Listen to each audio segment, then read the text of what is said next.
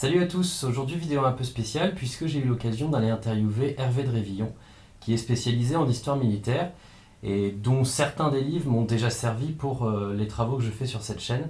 Donc je me suis dit que c'était une bonne occasion de vous présenter quelqu'un qui était effectivement un chercheur dans le domaine et du coup on se retrouve avec une interview qui dure quand même plus d'une heure.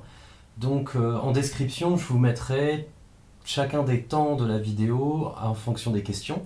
Et je vais essayer aussi de vous faire la liste de tous les livres qui sont cités, potentiellement des travaux des historiens dont les noms sont mentionnés. En tout cas, n'hésitez pas de votre côté à réagir. Peut-être qu'on pourra pousser, et que j'essaierai de trouver d'autres historiens spécialisés dans la matière pour vous proposer d'autres interviews. En tout cas, c'est à vous de me dire ce que vous en aurez pensé. Voilà, je vous laisse en profiter et je vous dis à la prochaine fois. Hervé Drevillon, bonjour. Bonjour. Est-ce que vous pourriez me présenter votre parcours, s'il vous plaît? Alors mon parcours, il a quelque chose d'assez classique. C'est le parcours assez traditionnel d'un professeur d'université, mais qui, sur les dernières étapes, a pris peut-être une tournure un petit peu moins conventionnelle. Alors, je commence par le début, qui lui est donc effectivement très classique. Donc, j'ai passé l'agrégation en 1988.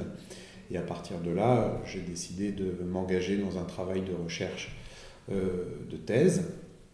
Alors, ma thèse n'a strictement rien à voir avec l'histoire militaire, puisque j'ai travaillé sur la problématique de la disqualification de l'astrologie au XVIIe siècle, dans le contexte de ce qu'on appelle couramment la révolution scientifique, mais justement, je voulais montrer que la disqualification de l'astrologie n'est pas que le résultat de cette révolution scientifique, c'est aussi le résultat d'un processus politique et social.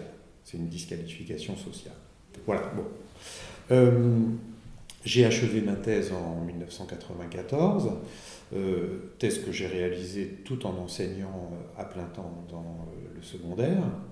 Et c'est en 1994 donc, que j'ai été élu comme maître de conférence à l'université Paris 1 Panthéon-Sorbonne. C'était une autre époque, hein. C'était plus facile de devenir maître de conférence. Dans mon cas, vous voyez, j'ai terminé ma thèse en 1994 et j'ai été élu dans la foulée. C'est plus compliqué aujourd'hui parce qu'il y a un peu moins de postes et il y a surtout beaucoup plus de candidats. Alors, mes premières années à l'université Paris 1 Panthéon-Sorbonne ont été des années de grande liberté qui m'ont permis bien d'élargir mon champ de recherche, d'explorer de nouveaux champs, et c'est ce qui a fait que je suis passé de l'astrologie à l'histoire militaire. Alors, ce qui correspond à un cheminement scientifique qui n'est pas si incohérent que ça, en apparence, enfin, aussi. C'est moins incohérent que ça peut le sembler en apparence, parce que la façon dont j'avais approché l'histoire de l'astrologie et l'histoire des sciences relevait de l'approche socio-culturelle, l'histoire des pratiques du savoir, et notamment des pratiques de l'imprimé. Et c'est comme ça que j'en suis venu à étudier le domaine de la violence à travers les traités d'escrime que j'ai étudiés avec deux amis, Pascal Briouat et Pierre Cernat, ce qui nous a amené à faire un livre qui s'appelle Croiser le fer, violence et culture de l'épée dans la France moderne. Et c'est en partant des traités d'escrime et de la culture de l'imprimé que j'ai commencé à m'intéresser à des problématiques de violence, comment on la formalise, comment on essaye de la contenir, de la réglementer, et du coup la pratique de l'épée est aussi ouverte sur l'étude du duel et sur l'étude aussi de cette culture de l'épée. Et c'est là que j'ai découvert le monde militaire, où il y a une culture de l'épée. Alors, une culture de l'épée qui est sérieusement confrontée et, et même reléguée par une nouvelle d'un nouveau type de culture, qui est la culture de l'arme à feu, la pratique de l'arme à feu. Et c'est là que j'ai découvert le monde de l'histoire militaire. Et j'ai découvert un monde fascinant. C'est au tournant des années 90 et 2000 que j'ai opéré ce basculement vers l'histoire militaire. Et c'est quand je suis devenu professeur des universités en 2006, en 2006.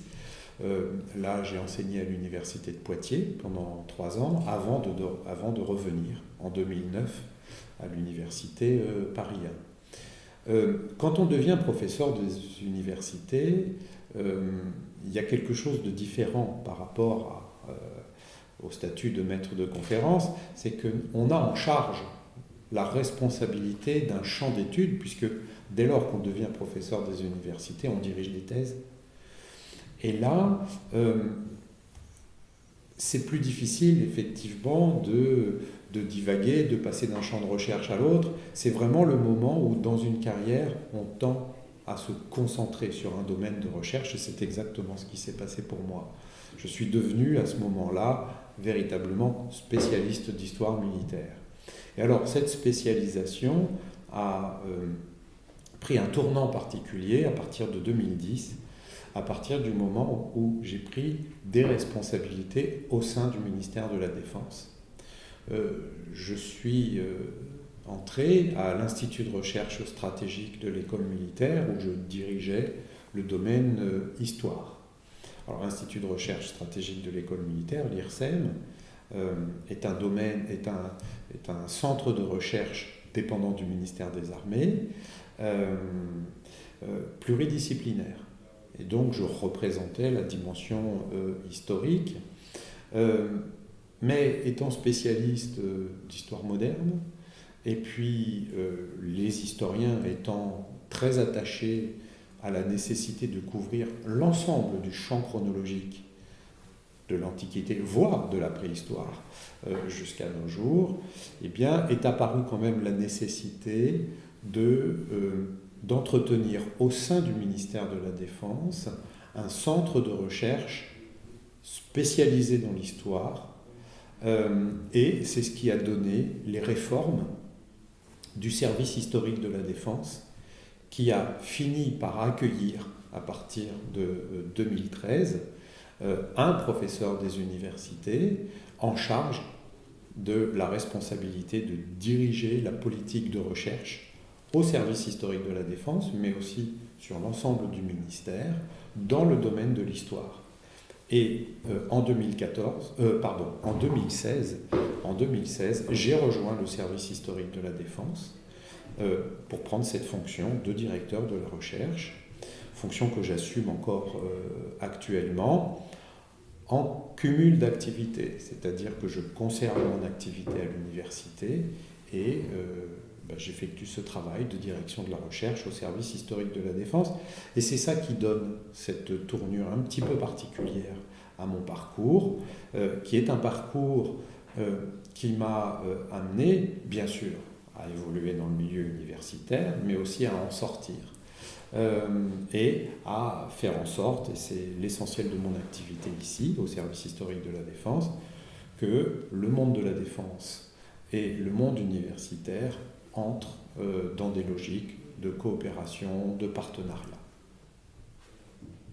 Quels sont vos domaines de prédilection ?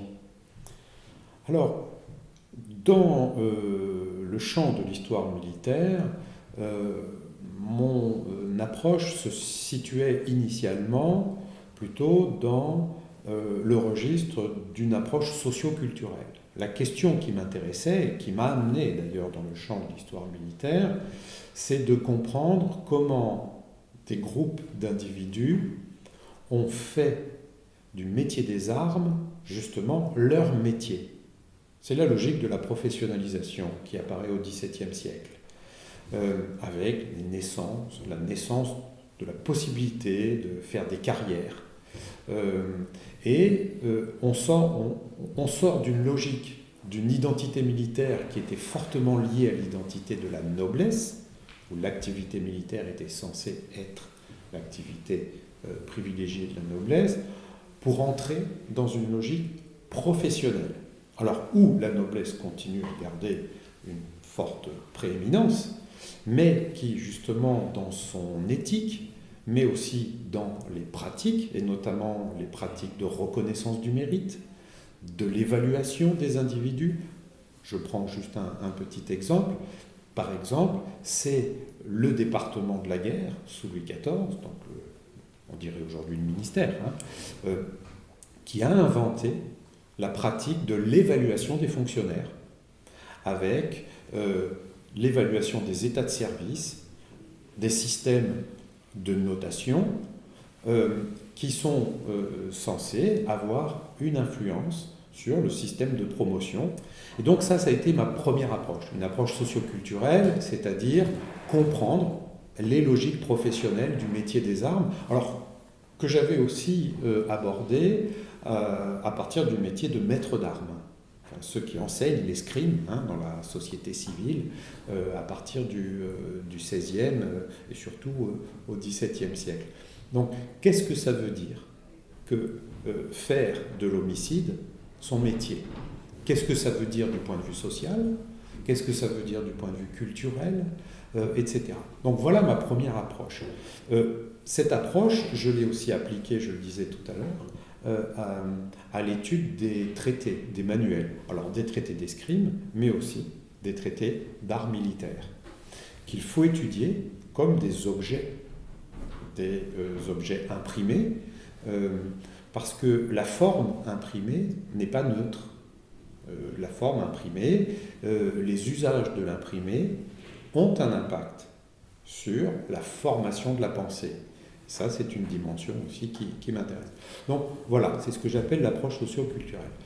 Maintenant, à force de travailler sur le fait militaire, j'ai quand même fini par m'intéresser à des choses, je dirais, plus classiques, la tactique, la stratégie ou l'art opératif. C'est vrai que c'est un champ qui m'intéresse de plus en plus. Et donc j'ai redécouvert l'histoire bataille, que j'ai essayé d'abord d'appliquer, mais aussi de mettre en perspective dans un livre qui s'appelle Bataille, scène de guerre de la table ronde aux tranchées. J'ai fini aussi par comprendre que étudier les opérations militaires avec une vision ample, politique, sociale, culturelle, etc., et pas strictement militaro-militaire, même si c'est important, il faut le faire, il faut aussi comprendre les logiques d'opération, eh bien, c'est un champ d'études qui a fini par me fasciner. Donc, finalement, si on fait la somme, approche socio-culturelle, approche opérationnelle, bien finalement, je dirais que mes domaines de prédilection, c'est toute l'histoire militaire. Et du coup, sur quoi travaillez-vous en ce moment ? Alors, actuellement, j'ai 2 chantiers en cours, 2 chantiers gigantesques. Le premier est une réflexion et puis surtout une mise en application sur une approche mondiale de l'histoire de la guerre. Donc, je dirige aux éditions Passé Composé une série qui s'appelle Mondes en guerre et dont les 2 premiers volumes vont paraître à l'automne 2019. Le premier volume qui porte sur la période allant de la préhistoire au Moyen-Âge. Le deuxième volume, et donc ce premier volume est dirigé par Giusto Traina.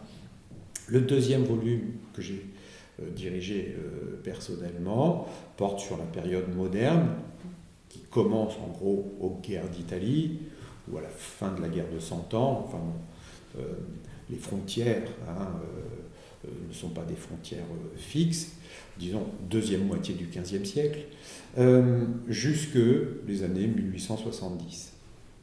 Voilà. Et donc les 2 volumes suivants, celui qui porte sur la période des guerres mondiales est dirigé par André Louez, et celui qui porte sur les guerres d'après 1945 est dirigé par Louis Gauthier, eh bien ces 2 volumes paraîtront l'année prochaine. Donc c'est un chantier important. C'est un chantier important parce que l'approche mondiale, alors l'approche mondiale n'est pas exclusive des autres types d'approches, et notamment des approches nationales. L'intérêt de l'approche mondiale, c'est que précisément ça permet de mettre les approches nationales en perspective, car il ne faut pas oublier que la guerre, comme le dit Clausewitz, et je reviendrai sur ce personnage, c'est une interaction. Et donc pour pouvoir bien mesurer les effets et cette logique interactive, eh bien, il faut pouvoir dépasser le niveau d'analyse strictement national. Or, on le sait, l'histoire militaire a souvent été nationale, voire nationaliste.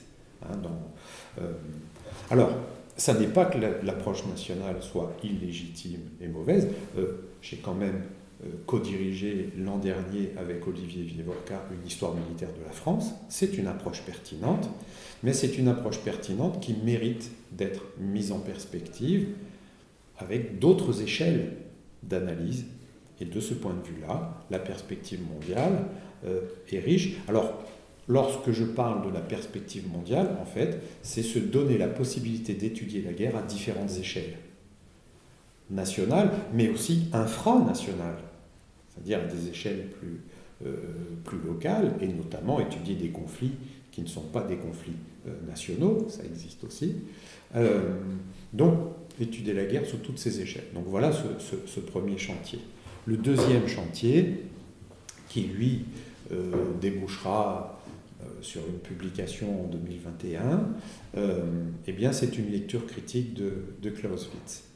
Alors, qu'est-ce que j'appelle une lecture critique de Clausewitz? C'est m'appuyer sur l'interprétation que fait Clausewitz des guerres de la Révolution et de l'Empire. Parce que ça, c'est un phénomène dont on ne tient pas souvent compte. C'est que lorsque Clausewitz parle de la guerre, il a en tête un référent très précis, les guerres de la Révolution et de l'Empire. Et c'est à partir de ce modèle-là qu'il a élaboré une théorie de la guerre.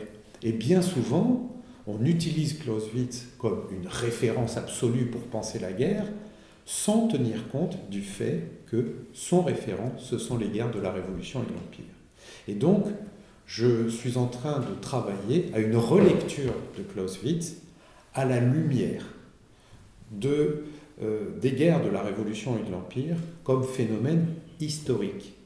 Parce qu'il ne faut pas oublier que Clausewitz postule un certain nombre de choses sur ces guerres qui sont problématiques sur le plan historique et qui ont parfois donné naissance, je dirais, à des lieux communs.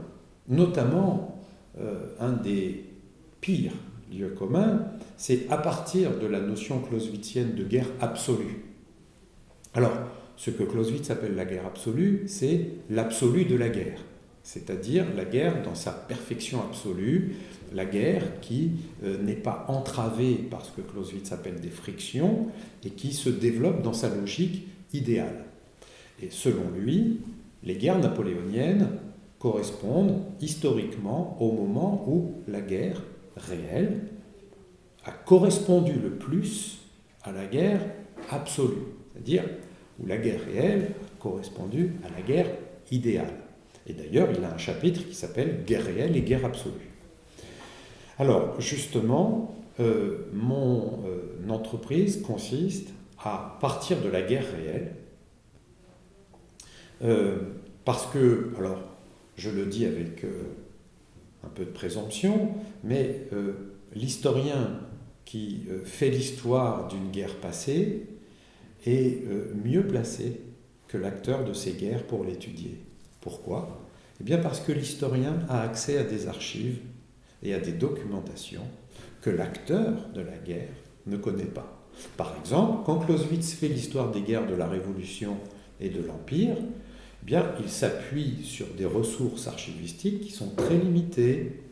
La correspondance de Napoléon, pour l'essentiel, voire le bulletin de la Grande Armée, mais il n'a pas accès aux archives administratives, etc., sauf par exemple, quand il étudie les campagnes de Bonaparte en Italie, en 96 et en 99, enfin 96, 97, 99, 1800, là, il a accès à certaines archives autrichiennes. Mais les archives françaises, non. Et donc, il y a moyen de revisiter, me semble-t-il, un certain nombre d'idées reçues, de mythologies, parce que finalement, on a fini par interpréter les guerres de la Révolution et de l'Empire à la lumière de la lecture clausewitzienne. Et je crois que cette lecture comporte de nombreux biais. En particulier, dans cette façon qu'a Clausewitz de considérer ces guerres justement comme des guerres absolues, qui suivent une logique de, en quelque sorte, on dirait aujourd'hui, c'est une expression qu'il n'emploie pas, mais qui est très à la mode aujourd'hui, de radicalisation. Radicalisation des buts de guerre, radicalisation des buts politiques, mais aussi des formes. Or, eh bien, en étudiant ces guerres, bien, comme un historien, en croisant les sources, etc., eh bien, on s'aperçoit que je parle d'un seul critère qui, selon moi, est très évocateur. Quand on étudie ces guerres du point de vue, par exemple, des pertes dans les batailles, eh bien, ça peut paraître surprenant, mais c'est la vérité des chiffres. Les batailles de la période révolutionnaire sont les batailles les moins sanglantes de l'histoire de la guerre, avec des taux de pertes morts et blessés inférieurs à 6%. Vous avez des grandes batailles comme Fleurus, Valmy, Jemmapes, qui sont des batailles avec des taux de perte, mais quasiment insignifiants. Je prends l'exemple de Fleurus, 1794. Les Autrichiens perdent cette bataille, et certains disent même qu'ils perdent la guerre. Eh bien, les Autrichiens perdent cette bataille avec un taux de perte de 2% de morts et de blessés. C'est totalement insignifiant. Ça veut donc dire que bien, les enjeux sont ailleurs que dans la bataille, et donc ça amène à réviser totalement l'histoire militaire de la Révolution et de l'Empire.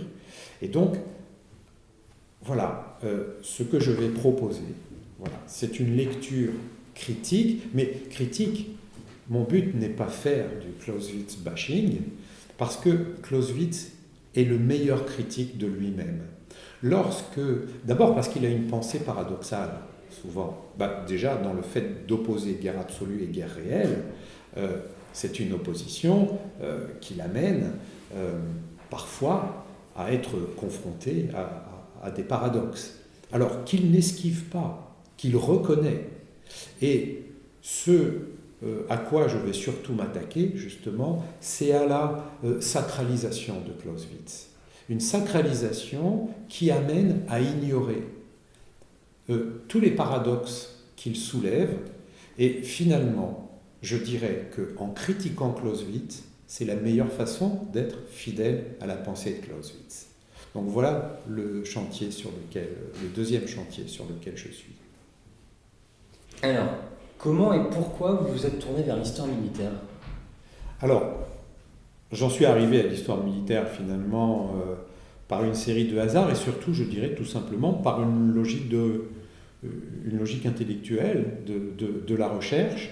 Donc, étant spécialiste initialement de l'histoire de l'imprimé, alors les traités d'astrologie au XVIIe siècle, mon intérêt s'est porté sur d'autres formes de l'imprimé, les traités d'escrime, puis les traités d'art militaire, qui posent des questions très intéressantes du point de vue de la relation entre une norme telle qu'elle se forme, telle qu'elle se constitue dans la culture de l'imprimé et qu'elle se développe dans la culture de l'imprimé. Alors, culture dans la production de l'imprimé, mais aussi dans la réception, parce que comme le dit Michel de Certeau, lire, c'est un art de faire. Lire, c'est une pratique. Donc, il faut être sensible à tous les usages de l'imprimé. Et donc, finalement, j'en suis arrivé à considérer que l'histoire de la guerre et l'histoire militaire, considérée de ce point de vue-là, c'était quand même un objet fascinant. Parce que, c'est quand même un moment où une culture, alors, qui est une culture de l'imprimé, mais pas exclusivement, bien entendu. Il y a d'autres vecteurs, il y a d'autres médias. Mais donc, cette culture qui est une culture de l'imprimé, comment elle s'articule avec des pratiques? Et là, on ne parle pas de n'importe quelle pratique, ce sont des pratiques qui font des dizaines de milliers de morts, qui ont un impact politique considérable. On le dit aujourd'hui, l'État moderne s'est construit dans et par la guerre. Maintenant, il y a un concept qui a été forgé par l'historiographie anglo-saxonne qui parle d'État militaro-fiscal, c'est-à-dire que l'État s'est construit dans la nécessité de créer des impôts pour financer la guerre. Donc, c'est finalement ces problématiques auxquelles je suis venu par une sorte de dynamique de recherche ont fini par me fasciner parce que, quand même, il faut bien le reconnaître, l'histoire militaire, elle a ceci de... Alors, à la fois de fascinant, mais en même temps de troublant, de dérangeant, parce que ce dont on parle, c'est la violence, c'est le massacre, c'est des dizaines de milliers d'hommes qui se font face et qui vont s'affronter. Personnellement, j'ai vraiment un rapport très problématique avec la violence. Je ne la supporte pas. Je ne la supporte pas. Et c'est précisément pour cette raison que j'éprouve le besoin de la maîtriser intellectuellement. Alors, ça c'est l'autre raison qui m'a amené aussi à l'histoire militaire. C'est qu'il y a aussi, je dirais, pas seulement une raison intellectuelle, une raison historiographique, mais je dirais aussi une raison citoyenne.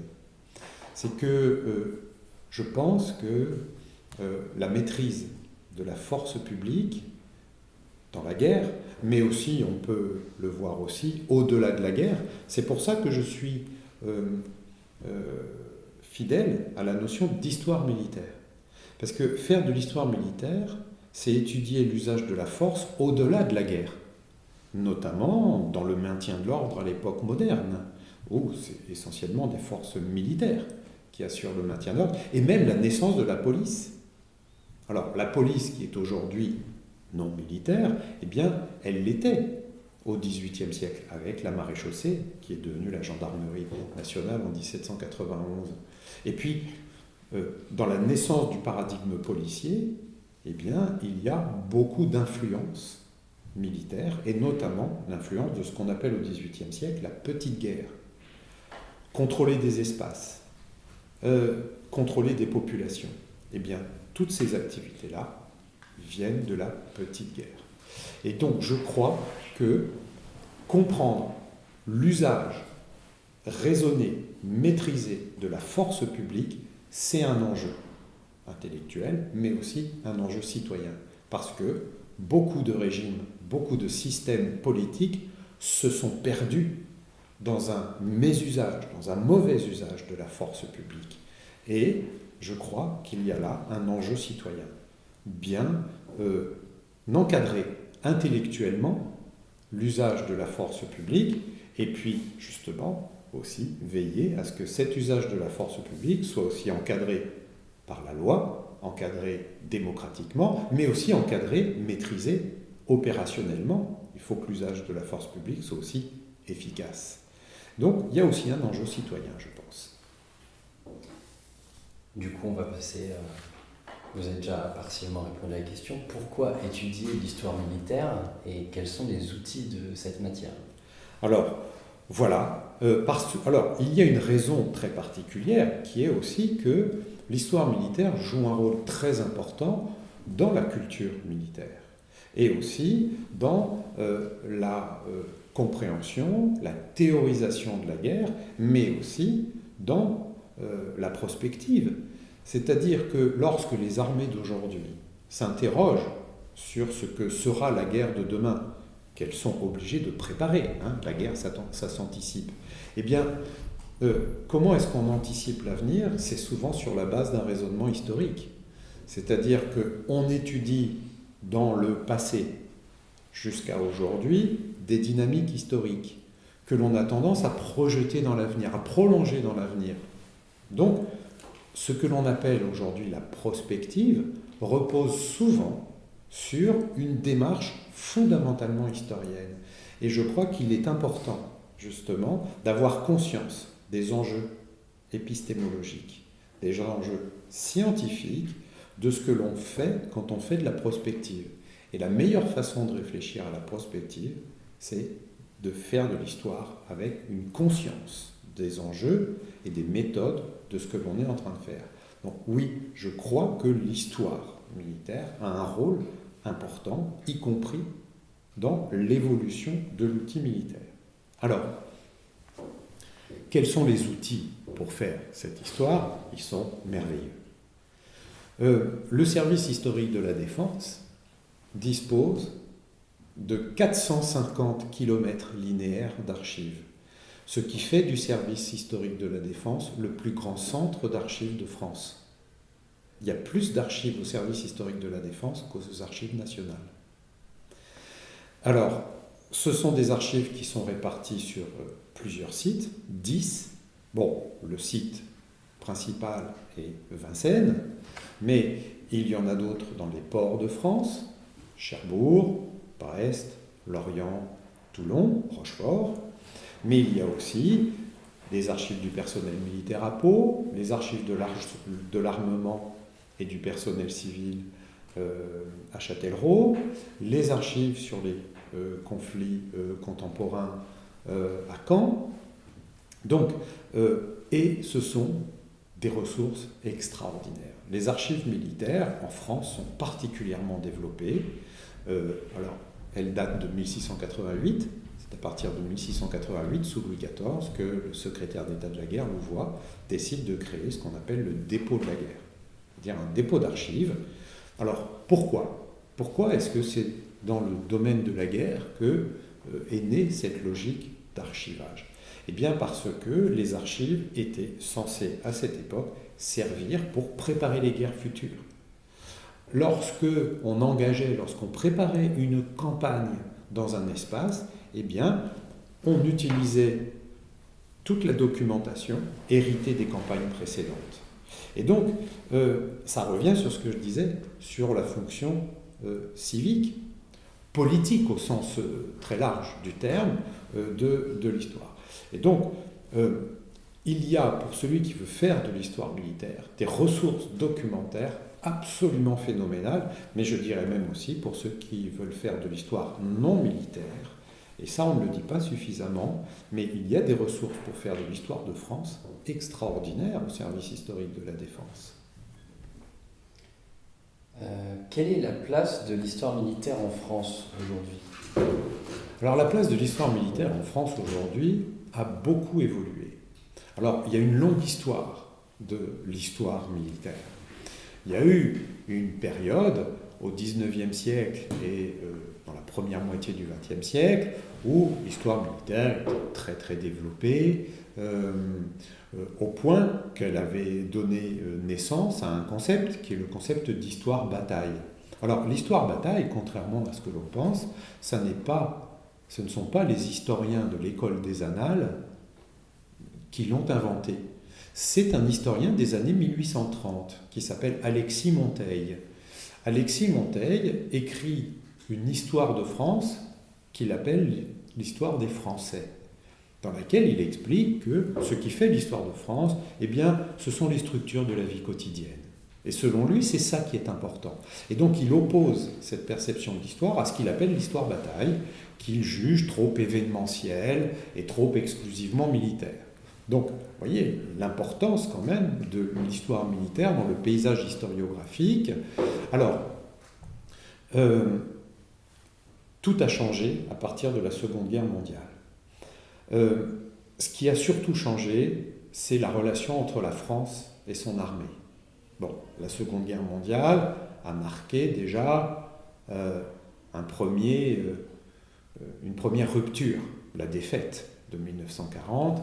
A créé un premier fossé entre la France et son armée qui s'est prolongé. Alors, même si bien sûr il y a eu la libération, il y a eu les forces françaises libres, etc. Il y a eu les armées des soldats colonisés, c'est eux qui ont libéré la France, le débarquement de Provence en particulier. Bon, mais tout ça n'a pas suffi, je dirais, à réconcilier la France avec son armée, et puis sont venues par là-dessus les guerres de décolonisation qui ont amplifié le fossé. Et à partir des années 60 et 70, il y a eu même un développement d'un antimilitarisme fort qui a trouvé de nombreux prolongements à l'université. Et c'est là que l'histoire militaire s'est marginalisée. Alors, ça n'est pas qu'elle a disparu. Vous avez par exemple un historien comme André Corvisier, qui est un immense historien, qui s'intéressait aux faits militaires, mais qui le faisait avec les méthodes de l'histoire sociale. Notamment, c'est lui qui a inventé et appliqué, dès la fin des années 50, au moment où il faisait sa thèse, les méthodes de l'histoire quantitative, par exemple, à l'histoire militaire. Donc, pour dire les choses rapidement, ce n'était pas de l'histoire ringarde. Elle était parfaitement en phase avec les évolutions de l'histoire qui étaient alimentées par le développement des sciences sociales. Mais dans le champ de l'histoire, malgré tout, le travail d'André Corvisier a été relativement considéré comme marginal. Je me souviens, quand je faisais mes études à l'université Paris 1 au début des années 80, puis à l'école des hautes études en sciences sociales, l'histoire militaire était très mal considérée. Même s'il y avait quelques historiens qui s'y intéressaient, à Paris 1 par exemple, Jean-Paul Berthaud, William Serment, qui ont d'ailleurs tous les deux coécrit une nouvelle histoire militaire de la France. Mais malgré tout, c'était un domaine qui était assez marginalisé. Or, tout ça a changé assez récemment. Alors, ça tient aux évolutions internes de l'histoire, parce que cette histoire militaire s'est renouvelée en s'ouvrant à des problématiques et à des méthodes inspirées justement des sciences sociales, et puis en s'ouvrant à des problématiques non strictement militaires. Donc l'histoire militaire s'est décloisonnée. Alors je prends juste un exemple. Par exemple, en s'ouvrant à des problématiques assez récemment, telles que l'histoire du genre. Par exemple, ça fait partie de ces éléments qui ont décloisonné l'histoire militaire. Mais je dirais qu'il y a aussi des raisons qui tiennent à l'évolution de la société française dans son rapport avec l'armée, avec ce paradoxe qui est que, moins les Français se sentent directement concernés par le fait militaire, plus ils s'y intéressent.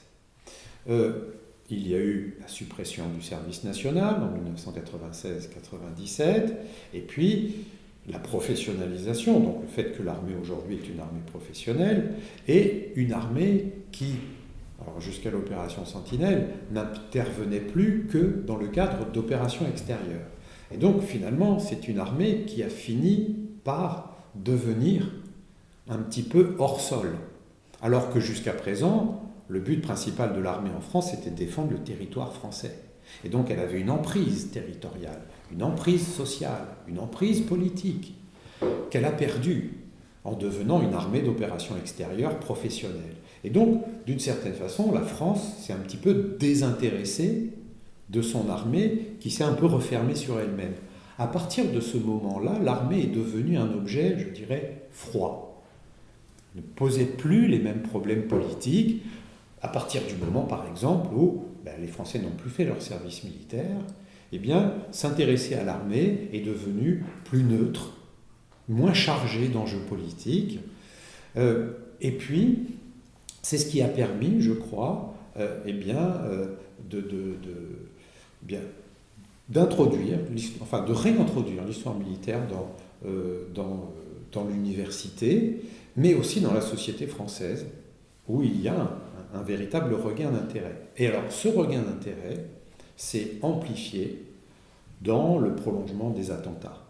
à partir de 2015, parce que les Français ont découvert que même si les opérations se déroulent sur des théâtres extérieurs, elles ont des effets à l'intérieur, sur le territoire national, et puis sur le fait quand même qu'il y a la perception d'une conflictualité dans le monde qui rend quand même nécessaire le fait de comprendre les logiques de la guerre.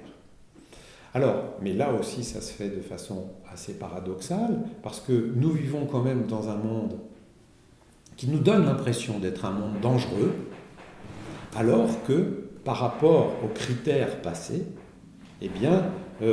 c'est un monde largement pacifié.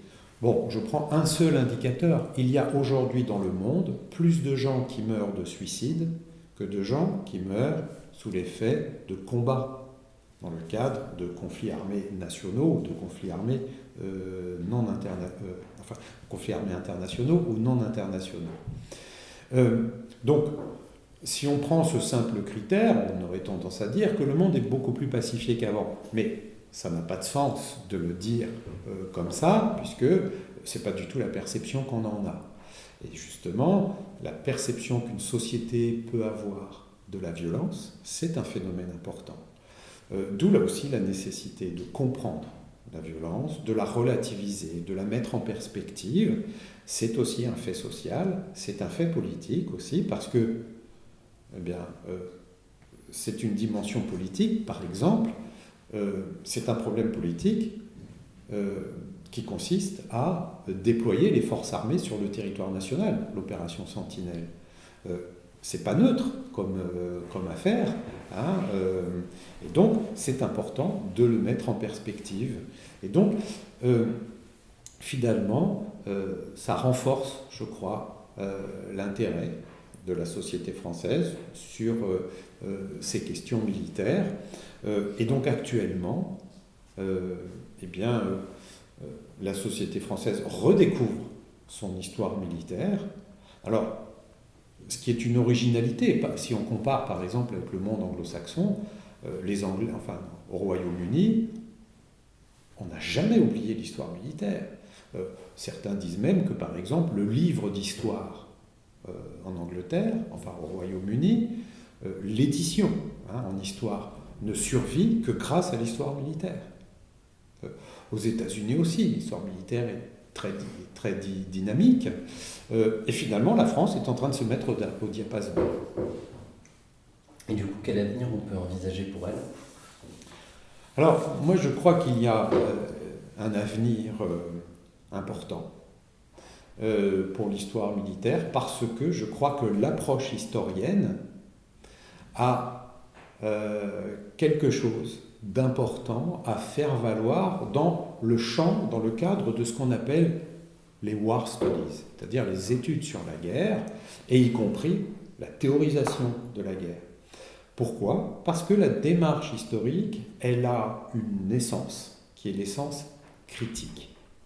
L'historien, qu'est-ce qui le distingue d'autres scientifiques qui étudient la guerre ? C'est que l'historien met toujours dans une perspective critique l'objet sur lequel il est en train de travailler. C'est-à-dire que l'historien ne considère jamais l'objet sur lequel il travaille comme une évidence. Prenons un cas très précis, une bataille. Bon, une bataille, c'est un objet mémoriel, etc. Ça peut paraître, ça peut sembler être un objet évident. Comme le dit Napoléon d'ailleurs, il dit « La bataille, c'est une action dramatique qui a un début, un milieu et une fin ».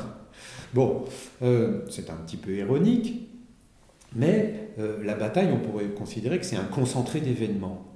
Mais lorsque l'historien s'intéresse à la bataille, il s'aperçoit que une bataille, ça ne va pas de soi. Parce que, pour reprendre la citation de Napoléon, avant le début, il y a un prélude. Qu'est-ce qui amène à la bataille ? Et puis, après la fin, qu'est-ce qui se passe ? Quels sont les prolongements ? Quels sont les effets de la bataille ? Pourquoi Waterloo est une bataille décisive ?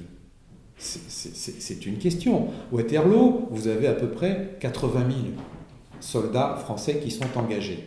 Pourquoi, en perdant une bataille dans laquelle seuls 10% du potentiel militaire français est engagé? Napoléon, en 1815, il a la possibilité de lever 800 000 hommes, voire plus. Le maximum de ce qu'a été l'armée française autour de 1812-1813 était 1 400 000 hommes. Alors, avec beaucoup d'étrangers. Bon, c'est vrai qu'en 1815, c'est plus la même situation. Mais bon, pour aller vite, Napoléon, bien sûr, il a les moyens, les ressources pour mobiliser, grâce à la conscription, beaucoup plus que 80 000 hommes. Comment se fait-il qu'une bataille dans laquelle il n'engage qu'une infime partie de ses ressources militaires devient une bataille décisive, décide non seulement du sort de la guerre, mais de la chute de l'Empire, c'est qu'après la bataille, il y a autre chose. Et donc, l'historien, c'est celui qui s'interroge sur l'objet bataille. Et alors là, j'ai pris un exemple, mais ça peut s'appliquer à tous les objets de la pensée militaire. C'est la raison pour laquelle je pense que l'histoire a à faire valoir une spécificité qu'il est important de ne pas diluer dans ce qu'on appelle les war studies. Les war studies, c'est la convergence de plusieurs disciplines pour étudier la guerre, mais ça ne veut pas dire la dilution des disciplines. C'est chacun apporte sa spécificité et justement contribue au développement du champ par son identité, par sa spécificité. Et dans cet environnement, je crois que l'histoire a un rôle à jouer. Quel intérêt est-ce que vous voyez à l'histoire appliquée? C'est-à-dire tout ce qui est reconstitution, test matériel en fait, des outils, etc. Alors j'y vois un double intérêt. Le premier, je dirais, c'est un intérêt de rayonnement et de diffusion de l'histoire.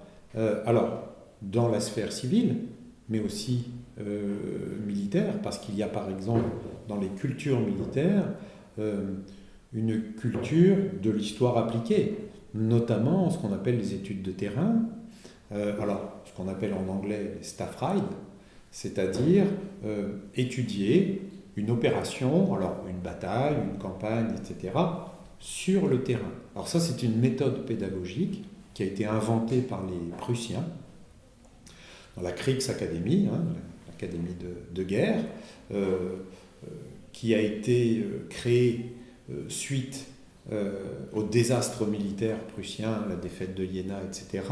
Et à partir de 1813, il y a eu tout un mouvement de réforme de l'armée prussienne qui a débouché donc sur la création de cette Kriegsakademie qui a été dirigée par Clausewitz. Et une des grandes innovations, je dirais intellectuelles et pédagogiques, c'est le développement justement de cette histoire appliquée. Histoire appliquée sur deux modes. Ce que je viens de dire, donc, c'est le Staffreit ou en allemand Stabsreise, donc en français étude historique de terrain, qui permet justement de revisiter et de questionner la théorie à la lumière des circonstances, des données topographiques, etc., voire climatiques, etc., bref, des données du terrain. Mais aussi voir comment, justement, on peut aussi tirer parti du terrain, etc. Voilà. Autre innovation pédagogique, mais aussi intellectuelle, le Kriegspiel en allemand, Wargame en anglais. Alors, on devrait dire jeu de guerre en français, mais ça ne se dit pas trop.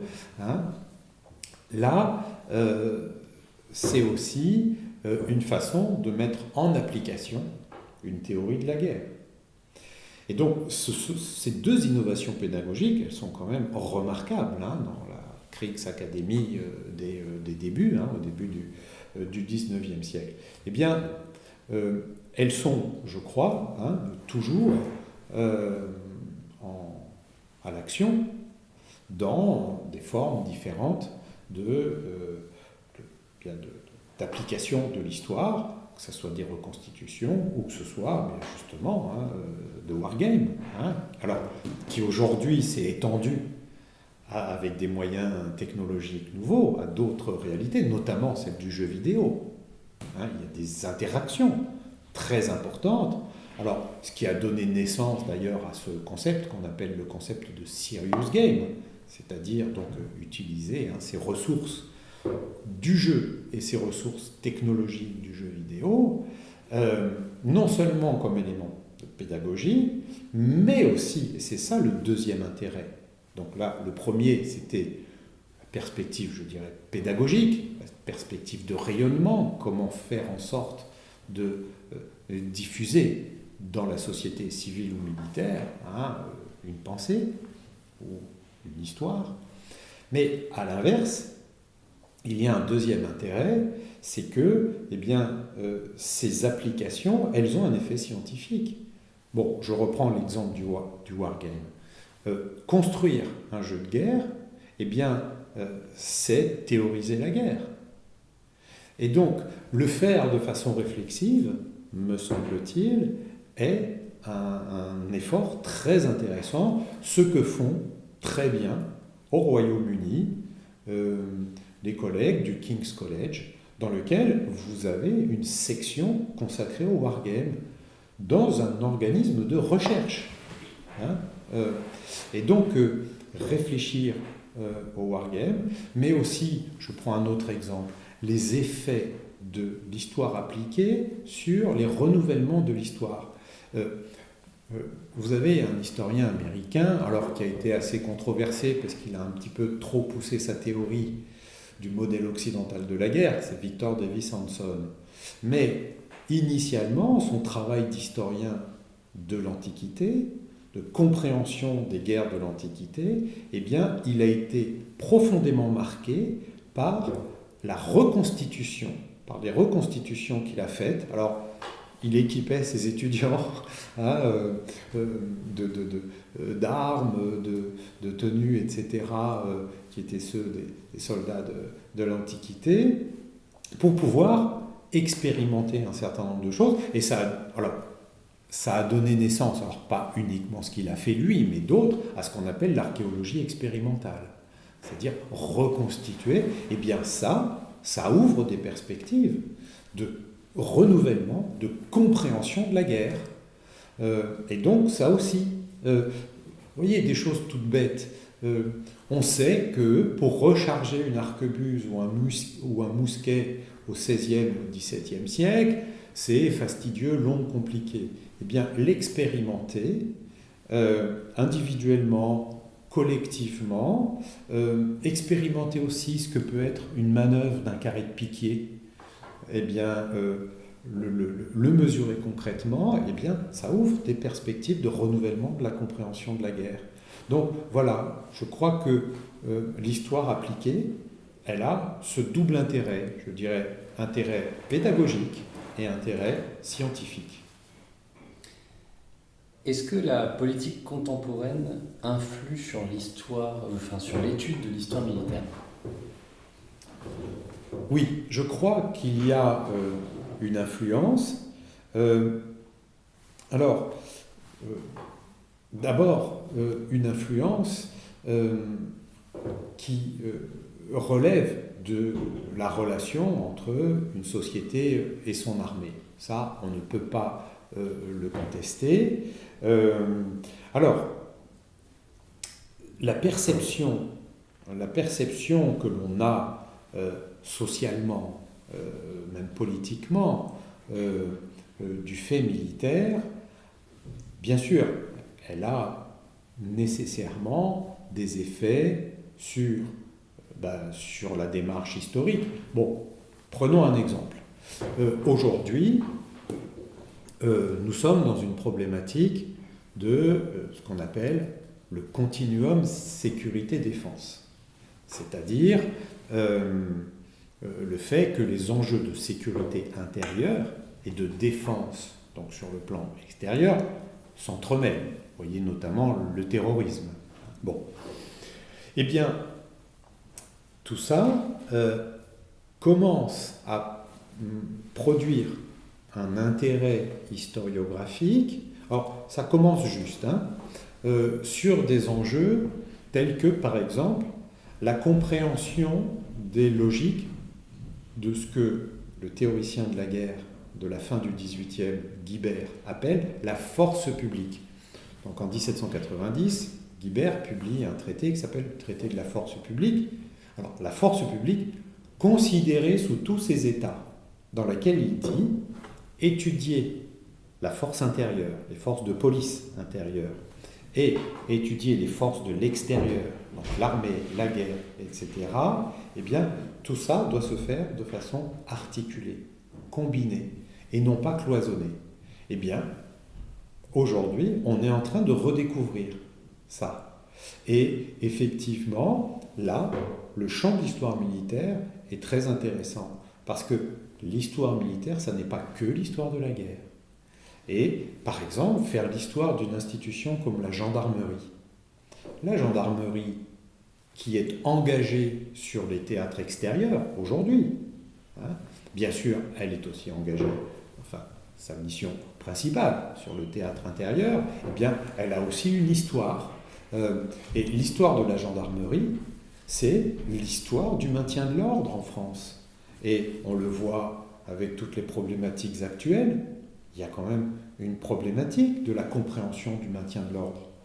C'est un sujet très, très important, et la gendarmerie, elle est au cœur de cette histoire. C'est en 1921 qu'une force spécifique de maintien de l'ordre, avec des procédés, des procédures spécifiques, spécialement adaptées à cette mission, qui est créée, c'est la garde mobile, qui est une force de gendarmerie. Mais même si on remonte au XVIIIe siècle, c'est la maréchaussée qui est souvent la première à intervenir, alors dans des situations d'émeute, de révolte, etc. Alors souvent, la gendarmerie est dépassée parce qu'une brigade de gendarmerie, c'est 5 personnes. Et donc, elle n'a pas les moyens de réprimer une insurrection. Et donc, après, ce sont les armées, c'est l'armée qui intervient. Mais bref, on a là un exemple qui montre comment cette problématique de la continuité, du continuum entre la sécurité et la défense, eh bien, suscite un intérêt particulier pour l'histoire militaire, comment l'histoire militaire en retour peut éclairer aussi cette problématique, et donc plus généralement comprendre comment l'armée s'insère dans la société. C'est un sujet d'essence politique. Comment l'armée s'insère dans la République. Il y a eu des relations, parfois, il y a une véritable symbiose entre le fait militaire et la République, au moment de la Révolution française, en 1870, pendant la Première Guerre mondiale. La Première Guerre mondiale, il ne faut pas l'oublier quand même, c'est la première fois depuis plus d'un siècle qu'un régime survit à la guerre. Puisque en 1815, l'Empire est tombé par une défaite, en 1870, l'Empire est tombé, et là, en 1918, la République survit. Bon, grâce à la victoire. Et puis, donc ça, ce sont des moments de symbiose entre la République et le fait militaire, mais il y a aussi des moments de tension. Le 18 Brumaire de Bonaparte, 1940, et puis le putsch des généraux en Algérie. Donc, il y a une histoire mouvementée de la relation entre la République et le fait militaire. Et donc, le comprendre les ressorts de cette histoire, c'est un enjeu, me semble-t-il, important. Et puis, je le disais aussi tout à l'heure, on sait à quel point le mésusage de la force peut perdre un système politique. Un système politique qui se perd dans la violence, etc. On en a quand même pas mal d'exemples. dans l'histoire. Voilà pourquoi je pense que la politique contemporaine a des effets sur l'histoire militaire et inversement. Comment l'histoire militaire aide aussi à mettre en perspective cette problématique que je crois essentielle sur le plan civique, qui est l'usage de la force. Pour tout ce qui est de l'étude de l'histoire militaire, quelle place voyez-vous pour la vulgarisation ? Alors, il se trouve qu'il y a là un domaine très particulier parce que l'histoire militaire, c'est un domaine qui attire beaucoup d'amateurs. Et là, je ne le dis pas au sens péjoratif, je le dis au sens noble du terme. Ça m'arrive régulièrement de faire des conférences, des choses comme ça, et d'être confronté à des gens qui sont très savants, qui connaissent beaucoup de choses et qui aiment l'histoire militaire. Ça m'arrive aussi à l'université de rencontrer très souvent des étudiants qui font de l'histoire parce qu'ils aiment avant tout la dimension militaire de l'histoire. Et donc c'est un domaine dans lequel il y a aussi une forte production, y compris sur le plan éditorial. Vous voyez de nombreux auteurs de livres d'histoire militaire qui ne sont pas des universitaires.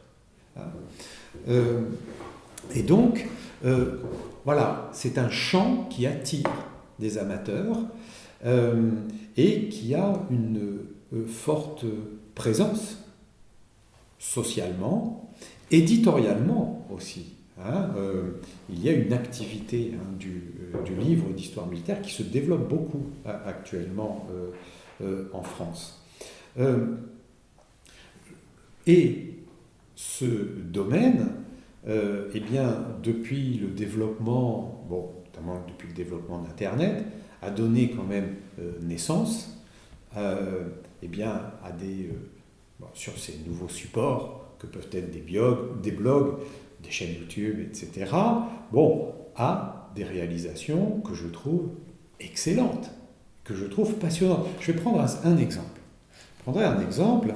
Il y a un ancien président de l'université Paris 1, qui s'appelle Pierre-Yves Hénin, qui est économiste. Donc pas du tout spécialiste d'histoire militaire, mais professionnellement, mais qui a une passion pour l'histoire militaire. Et donc il a par exemple écrit un livre sur le plan Schlieffen. Pierre-Yves Hénin, qui est aujourd'hui à la retraite, a créé un blog d'histoire militaire qui s'appelle SAM 40, qui est excellent, dans lequel il étudie plutôt la dimension de l'articulation entre la stratégie et la dimension technique. SAM, ça veut dire stratégie, aviation et guerre mécanique. Donc voilà comment un amateur, au sens noble du terme, fait vivre une activité de recherche, de réflexion, par le biais donc d'un blog. Et au-delà de cet exemple-là, il y en a bien d'autres. Il y a des chaînes YouTube extraordinaires. Et justement, comme il y a aussi une grande profusion, alors évidemment, comme toujours dans ce genre de circonstances, il y a du bon et du moins bon. C'est absolument inévitable. Mais justement, cet environnement assez concurrentiel, qui fait qu'il y a quand même une grande profusion de production, développe aussi, de la part d'un certain nombre d'acteurs, une certaine forme d'inventivité pour se démarquer. Et ce que je remarque, et ce que je trouve vraiment remarquable, c'est que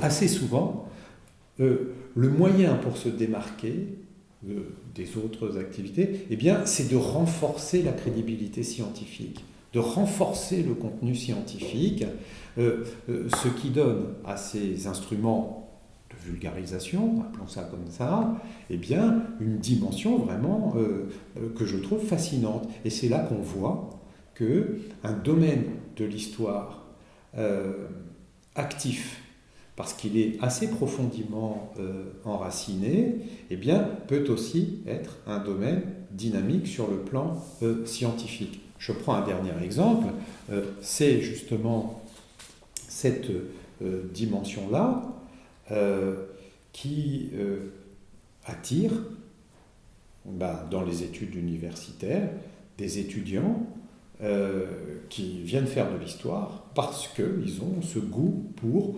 l'histoire militaire qui s'est entretenue bien justement parfois, soit par des livres, soit par l'utilisation de ces médias, ces blogs, etc.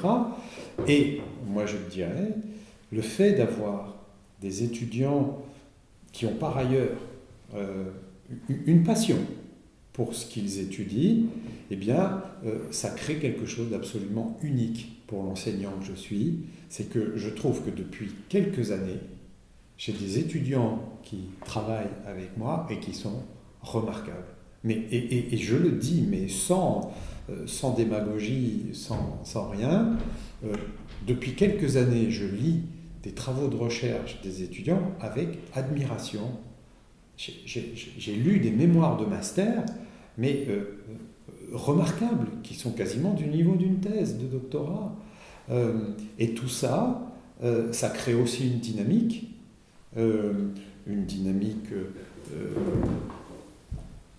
de coopération entre les étudiants qui font des choses ensemble, et c'est un vrai bonheur d'être un enseignant dans cet environnement-là.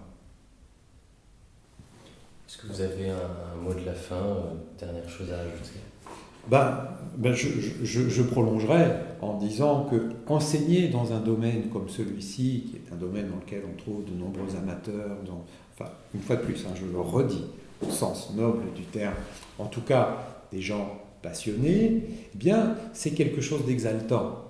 Parce que ça amène un petit peu à sortir de la sphère universitaire. Or, quand je dis sortir de la sphère universitaire, ça n'est pas sortir des exigences scientifiques qui définissent cette sphère universitaire. Au contraire, ça c'est vraiment mon dogme, c'est mon credo, c'est faire en sorte que l'histoire militaire se fasse conformément aux exigences de la science historique.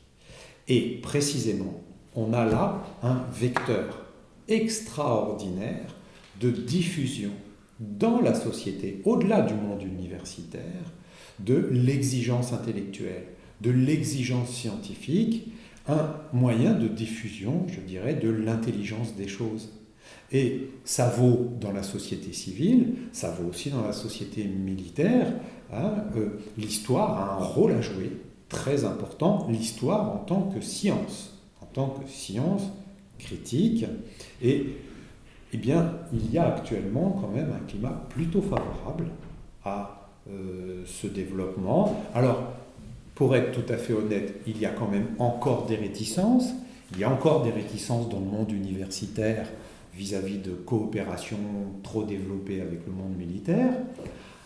À l'inverse, il peut y avoir certaines réticences dans le monde militaire vis-à-vis d'une histoire critique, mais tout le monde est en train de comprendre que justement, ce qui fait l'intérêt pour l'institution militaire, c'est d'avoir une histoire exigeante, éventuellement critique, et à l'inverse, l'intérêt pour le monde universitaire de s'ouvrir au monde militaire, c'est aussi d'avoir les retours positifs que j'évoquais tout à l'heure, de tout ce qui relève par exemple de l'histoire appliquée.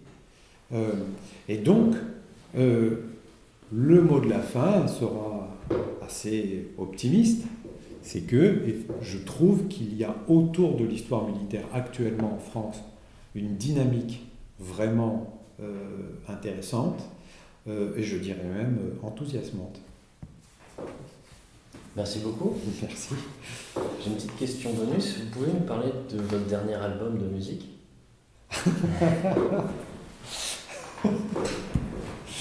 Alors, oui. Qu'est-ce que c'est comme style ? Qu'est-ce que vous faites dans cet album ? J'ai appris ça récemment. Alors, l'album s'appelle Life Lessons. Et donc, mon nom d'artiste, c'est Professeur Drève. Professeur Drève, qui est en fait... j'ai été inspiré par le rappeur américain qui est Dr. Dre. Et je me suis dit, bon, Dr. Dre, c'est bien, mais moi, je vais passer un croc au-dessus, ça sera Professeur Donc, bon, alors, c'est c'est de la musique. Alors, je ne suis pas un vrai musicien. Je compose peu. Je compose un peu ce qu'on appelle des boucles. Et je suis ce qu'on appelle en anglais un producer. C'est-à-dire, j'assemble des boucles. Donc, c'est de la musique facile. Hein, c'est à la portée de tout le monde. Et là, je le dis. Je dis que l'achat d'un logiciel de composition de musique comme GarageBand ou Logic Pro, etc., ça devrait être remboursé par la sécurité sociale. Parce que c'est un bonheur de pouvoir faire de la musique sans vraiment être spécialiste de solfège, sans même savoir jouer d'un instrument, etc. Parce que malgré tout, on compose quelque chose. Voilà. Donc, donc c'est ce que je fais. Et je couvre plusieurs genres. Bon, musique électro. J'ai eu une période rap. Alors, c'est pas moi qui chante, je télécharge des boucles de rap que je mets en musique. Il y a une plateforme qui s'appelle Looperman, sur laquelle on peut télécharger gratuitement des chansons, ou même aussi des boucles d'instruments, et qu'on peut réutiliser. C'est ce qui m'a permis d'entrer en contact avec des rappeurs américains, etc. Et j'ai connu dans ma carrière universitaire des heures de gloire, mais l'heure de gloire qui m'a le plus profondément bouleversé, c'est le jour où un rappeur américain m'a appelé bro. Pour brother. Et là, je me suis dit, ça y est, je suis dans un autre monde. Alors voilà. Et donc du coup, j'ai produit un album qui s'appelle Life Lessons. Alors lui, qui est plus rock, ça tourne quand même autour de la guitare, mais rock électro, rock parfois un petit peu plus lounge, jazz. Voilà, c'est ça. Merci beaucoup. Merci.